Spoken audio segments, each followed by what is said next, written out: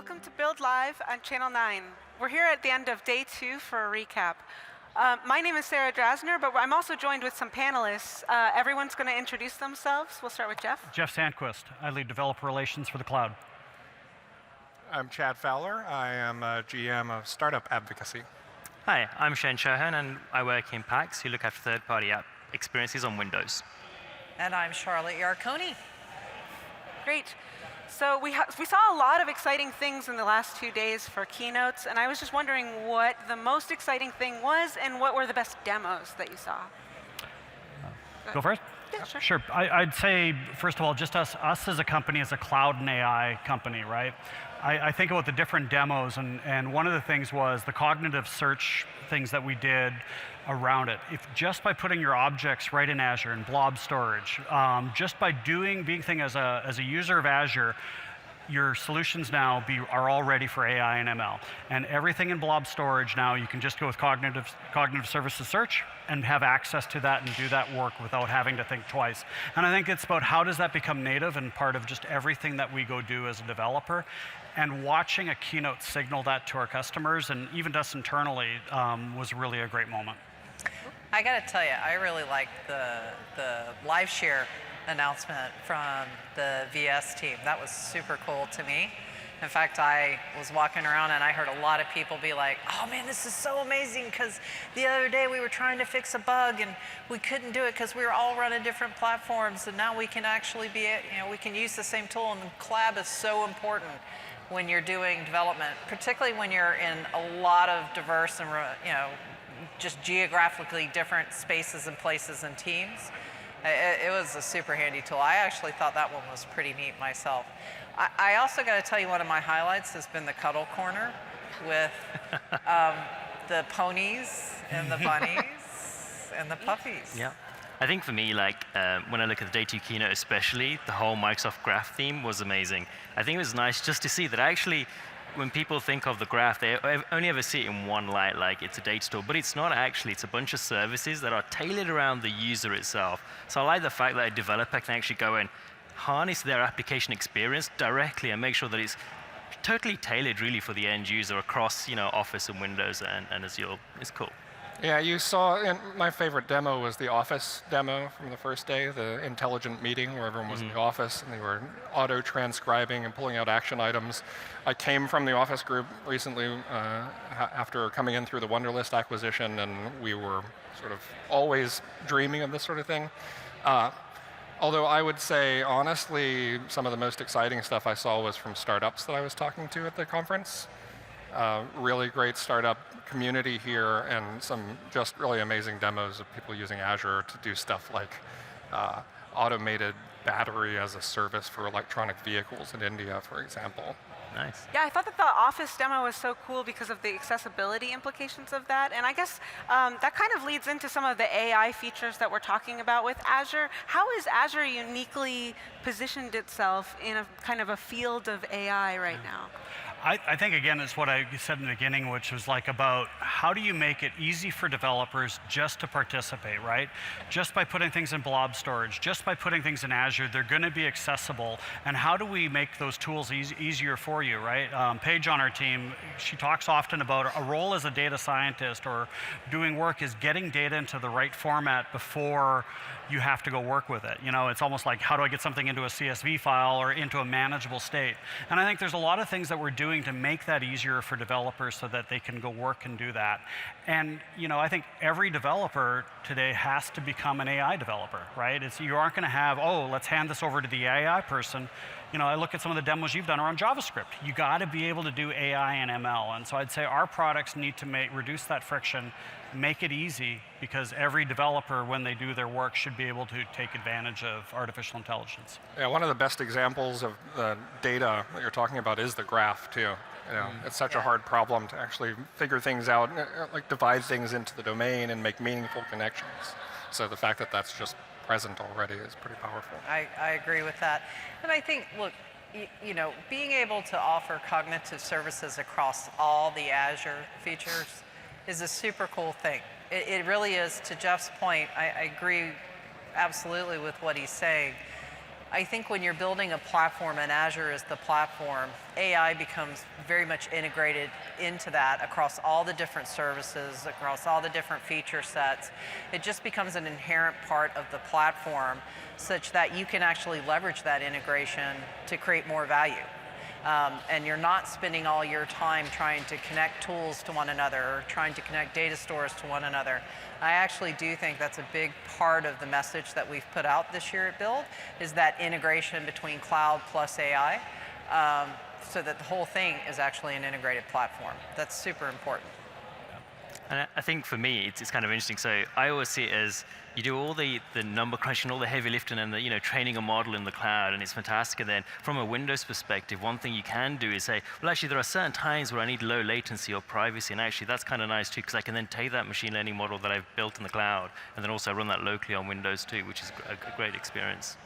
Yeah, those are all really good points. Actually, so a lot of the things that we saw at Build are kind of non-traditional in some ways, Microsoft things. So how do you think the things that we're seeing at Build translate to non-traditional Microsoft audiences? I would say I'm probably the stereotype of a non-traditional Microsoft audience, so I can probably answer that. Really, you don't even need to translate it. Someone was referencing a tweet that I posted as I was on the way here from Paris. I realized that this was going to be the conference where I probably met with the most hardcore Linux experts of any conference I've ever been to, and I've spent a lot of years in open source. So you look at the announcements, there was so much on Linux, containers, AI stuff that has nothing to do with the OS that you're running on. It's a higher level of capability now. That's what I think is exciting. That's great. Yeah, I think actually, like when I look around the expo hall, there's so much that I see that are just so exciting for a developer. So if you were to give advice to a developer that saw all of the things at Build, what should they take away from this and do after Build? How should they take this forward? I'd hope, first of all, they'd hear that, we want to work as hard as we possibly can to get them, to make it easy for them to adopt our cloud. And wherever they come from, whatever it is their language, whether it's Java, it's JavaScript, or Node, or Go, we want to be the cloud for them, and we will work our tails off to make it easier for them. So what I hope is that they get to go be their authentic self as a developer, and they get to be them, and they don't have to change to go use our cloud. And so if they want to be a Node developer, we should have the right way to get them started easily for who they are. And I think that's the message should be, go get the getting started materials. And if you can't get started, I'm Jeff Sand on Twitter. I'm Jeff Sand at Microsoft. Send me a mail. And let's go find out why that doesn't work. And then as a company, that's what we're trying to do, is make it easy for you. I think, Seth, you had a really good point from this morning's keynote that... Yeah, so I think for me, I always see it as we have just a ton of things to talk about. Day one and day two were super busy with loads of and amazing things. I think the first thing for me is developers should just try out what they feel is right. And at this point now, when we think about a developer, traditionally we've always thought, you're a Windows developer, or you're an Office developer. But that's not really true anymore. Now really, the way I see it anyways, you're actually more a Microsoft developer. You use us because we're sort of the greatest place for platforms for whatever you're building, which is really important because we want to help, like you said, everyone and anyone that's developing an app. Yeah, that makes a lot of sense to me. I think actually one of the reasons why I decided to work here was because of this new kind of internal idea of meet developers where they are. And I just think that that's so special because a lot of times before this, it feels like with a lot of companies, everybody's trying to bring the developers to them. But this new approach seems very like everyone has their preferences, every new developer has the way that they're used to working, and being able to use the tools that you use to be most productive makes a lot of sense. So how does this all change the way that you think about what a Microsoft developer is? I think... I want to answer that. You answer that, Ned. I think a Microsoft developer is everybody. I think there is no profile that we're trying to define at this point. And I think both Jeff and Seth said it in different ways, but it articulates the same aspiration, which is wherever your passion is, whatever your favorite language is, whatever your favorite type of solution or technology is, we want to be the place for you to learn and grow. And so if it's around different operating systems, great, we support multiple ones. If it's around different programming languages, great, we support multiple ones. If it's around different DevOps toolings, great, we support multiple ones. And we certainly have our own family of products to offer there that we feel are amazing in their own way. But this isn't about a closed ecosystem that we're trying to build. It is about actually embracing all the different languages and technologies so that we can become, the best place to actually help you grow and develop as an engineer. And I don't actually, my implicit aspiration is that isn't a profile that we're trying to address, that it is for all developers and it crosses all ecosystems, and that we have that mix well represented at all times. That's You know, if you were going to another country to establish a business, like say, hey, we're going to set up shop in France, you wouldn't force all your customers to speak English to do business with you. And I think it's the same thing as going to a Node developer and say, well, if you want to use our cloud, you better learn .NET. We would not do that if we were forced somebody another language and speaking. And so we can't do that as a company when we go reach out developers. It's like, be a Node developer, be a .NET developer. We want all developers and we want it to be great. And so I think it is really about meeting people where they are and helping them to be successful in our cloud. That's awesome. To be honest, coming in though, I had a bias coming into Microsoft, assuming that even though we had Linux stuff, it was like somehow Microsoft-y. And that's something that over the last couple of years being a part of the company, I've really realized, wow, it's not, it's just open. So I would underscore that.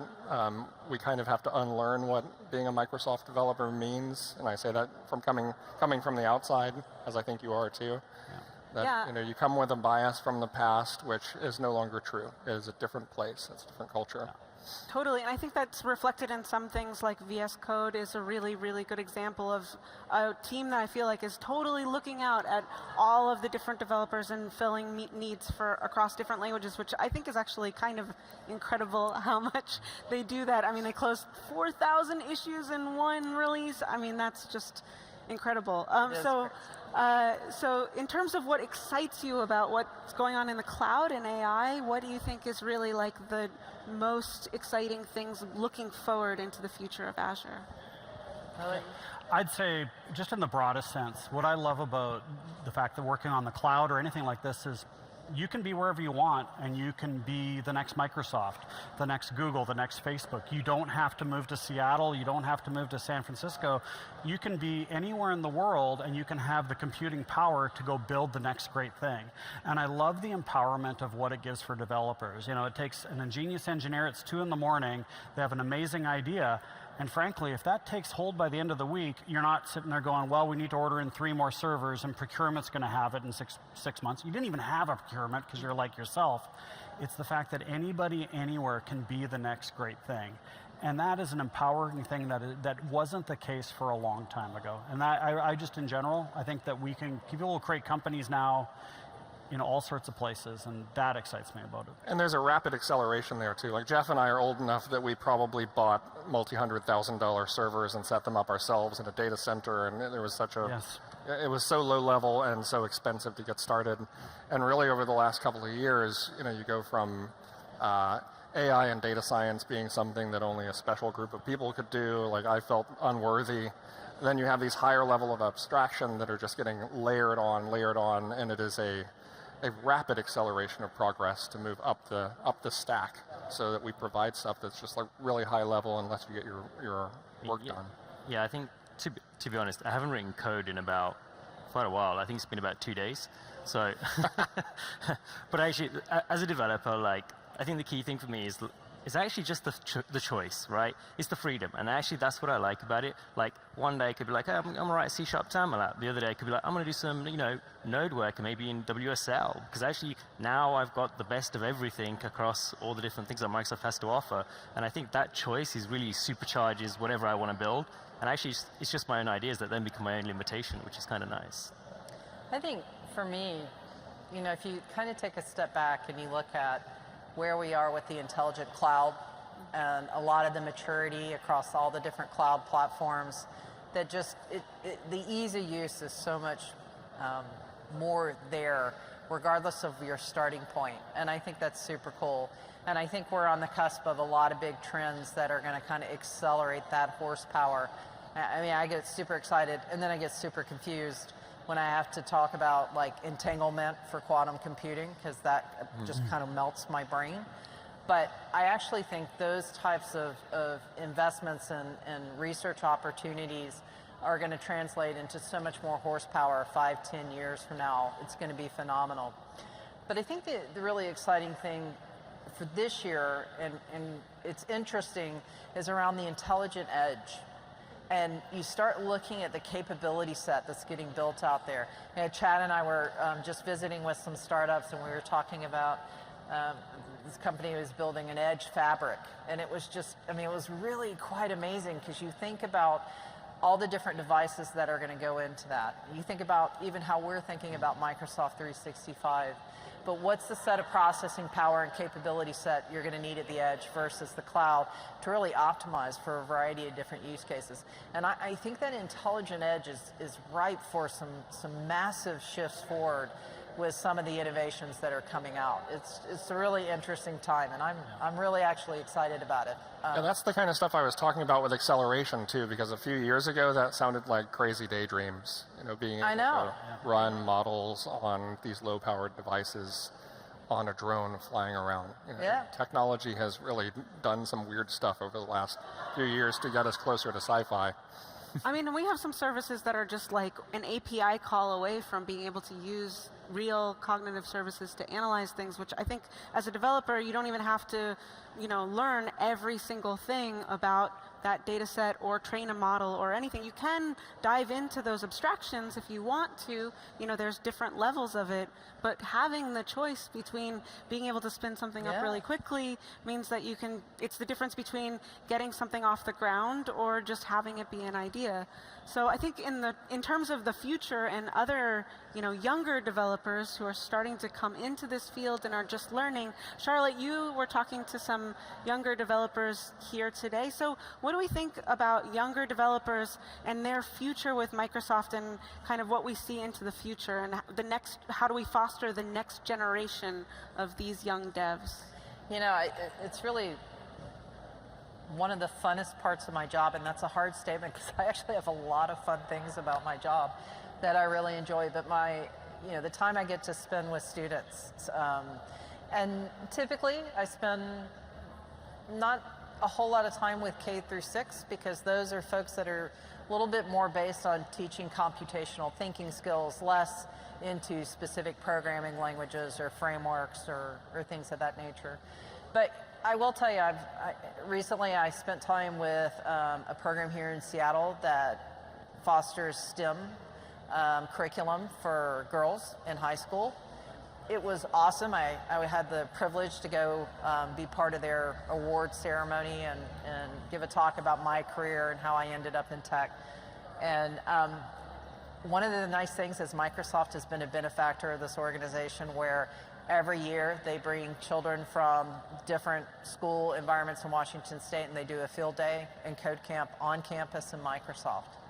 And every one of those girls got up on stage and was like, I love going and doing field day at Microsoft. I got so much out of the code camp. I actually got to spend time with practical developers that were working with specific languages that I was still learning, and helped me understand how to do this design or implement this type of technique. And I want to work for Microsoft when I grow up and get out of college. And I was like, yay! They were really, really excited about the experience, and had a great interaction with Microsoft as part of their learning and education. And that, for me, is the aspiration. I really feel like it is super important that we pay attention to students. First and foremost, that we help them get the skills they need, starting with STEM, vectoring down into cloud, vectoring down into certain type of programming, whatever their passion is, to kind of give them the opportunity to learn that. And then I think the second piece of that is actually understanding how they see the world. We also spend time we have an Imagine Cup, which is one of the programs that we offer on the student side, where this is at a university level, but university teams kind of get together, they do pitches, they actually get a set of resources, for example, Azure, credits that they can go build solutions. And it's amazing how that generation is thinking about solving problems. It's actually, it's very different and innovative than, say, how I would solve a problem. And I love that. I love learning how these guys are thinking about the world. What are the things that they're actually focused on? You know, the team that won last year, and we actually have our next finals competition coming up this July, so I'm super excited. But the one who won last year, it was around it was a gamified focus on children with diabetes, and it was actually an appliance that was the size of a credit card that allowed them to check their blood on a regular basis. But it also encouraged them to do it in a way that they were interacting with other children of similar condition, that they could earn points for certain health activities that they needed to do to stay healthy. These were college kids, and they built this design both at a hardware and a software level that was so innovative. In fact, I think they're off and running as a startup now, just coming out of this. But it was really fascinating and amazing to watch. And I love the thought and effort of how do we solve tomorrow's problems with tomorrow's thinkers, starting today in the classroom and in a variety of different ways with the resources we can offer. So I can't encourage us enough to continue to keep students top of mind when we think about future developers, kind of bringing it back into the build format, which is a conference built around developers. Students are inherently important to thinking about how do we bring along this journey with us. Great. Yeah, that's amazing. Actually, that was probably the best answer I could have asked for. I think, you know, an extension of that is kind of like, I see a lot of young kids playing with different types of computers like Kano and, you know, these kind of IoT scenarios. So how do we think that Azure can kind of aid in IoT scenarios, and what do we see in different demos today that will like kind of help make exciting things happen with IoT? I guess there's a ton of stuff that we offer in IoT. The intelligent edge stuff takes it to a whole new level. I was going to say one of my favorite IoT examples recently is a startup that we were talking to in London. I'm not sure how much I can share about exactly what they're doing, but they have a non-invasive device that uses sound to detect certain medical conditions. Oh. And so it's an IoT device, but not the sort of thing you would normally think of. And on the back end, the real power that, that Azure is providing is they're able to use Azure machine learning or GPUs to detect medical issues that normally you'd have to go for an expensive procedure and maybe you won't go for, and detect things early on cheaper and better than the way that they used to be done. So I think really all of this machine learning stuff we do is going to be a huge part of the power of IoT. And the sensors themselves end up being just sort of like data feeds that hopefully drive good things to happen. I think for me, I love cars. I love tech and I love cars, and I think, you know, cars are becoming a great IoT device, right? And you think about it now where cars are, you know, if you have a Tesla, I've heard many times somebody has a problem, a software update gets deployed, you send it for service, have a certain problem, they do a software upgrade to the car, and that fixes the problem. You never had to once go to the dealership, right? Or the telemetry, right, that racing teams and all sorts of things would have had to go look at the data for somebody going around the track. That was only available to the wealthiest of racing teams, Formula One. Now you can have it a lot of times for your own car. And you can look at that data and play with it. And I think just the fact that almost any device that we have could become an IoT device. And can it get better over time as the engineers learn more about the capabilities and push it? And I'd say the thing about the cloud is it's going to enable that, because it's such large amounts of data that you're grabbing for every millisecond and second. It's the only place that have the most storage with it. And so I just hope with the cloud we can go faster and continue to do so. And I think for me, when I think IoT devices, I actually find that the ones that I treasure most are the ones I don't even realize that are working for me. You know, just if you think about the smallest, simplest thing in every household is a thermostat, right? And actually most of the time we're at home and it feels comfortable. But the second the heating goes down in winter, what's the first thing we worry? Oh my God, this house is freezing. And you start thinking, wow, actually all this time there was a device somewhere actually helping make sure that I just live comfortably and I didn't think about it. That's the main thing. And I think that's kind of nice what I like about IT. And I think Satya did cover this in some of the ambient computing. And I think for the next generation, they're the people that are going to look at this and think, okay, thermostat is one thing in a house, but then there's a humanitarian effort, like, hey, can we build sensors and things like that can detect seismic earthquakes or something like that, but I can feel that that's where we'll be heading. Interesting.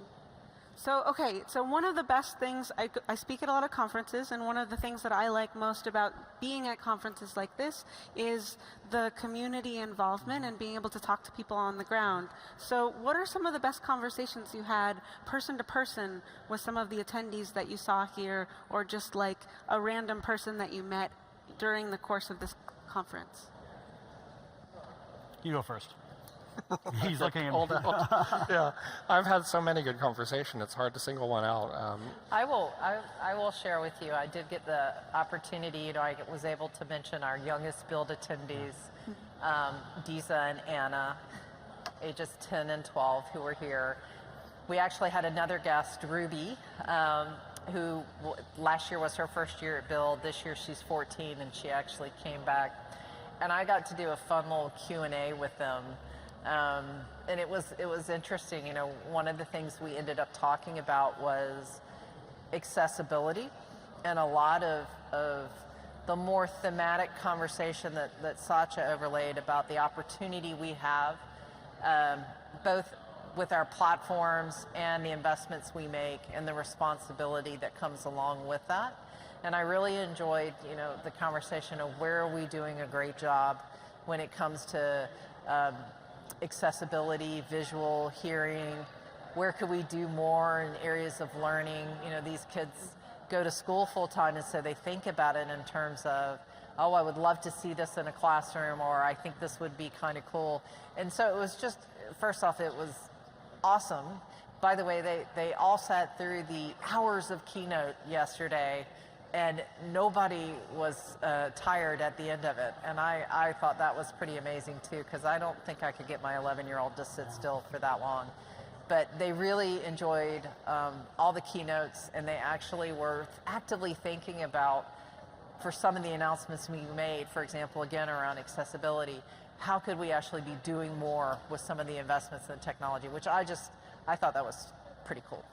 That's great. Yeah, actually the accessibility stuff kind of had me tearing up by the end. Well, thank you so much for joining me today here on Build Live. It was a pleasure to see all of you, and have a great rest of Build. Great. Yeah. Thank Thank you.